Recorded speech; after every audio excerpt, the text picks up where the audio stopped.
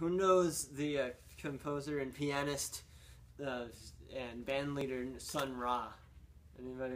So okay, so he was jazz and was had this ensemble called the Orchestra. I think it went through a couple different names, but and then he was, you know, sort of presenting this music that as having been tapped in from space, right? It was sort of, this was space music. This was message from the from to Earth, from the aliens who were, and you know, and often, you know, as an African American, San Ra was, you know, experiencing really intense racial discrimination from a lot of different angles, and so, you know, these the message from outer space was often sort of this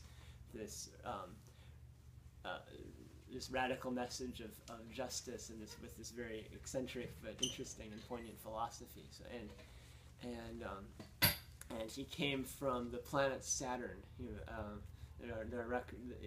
That was his account of his origin. So as I started working with spirituals, one of the spirituals that hit me was Ezekiel saw the wheel way up in the middle of the air, which is, you know, it's just this experience of seeing this divine, unknowable power way up above you.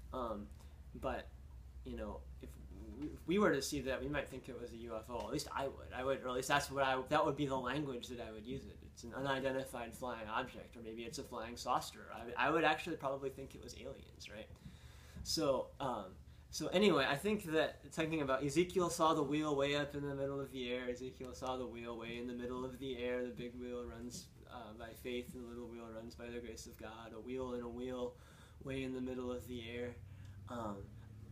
I just think that must be the ship that brought Sun Ra here, and I'm trying to sort of express that in this piece.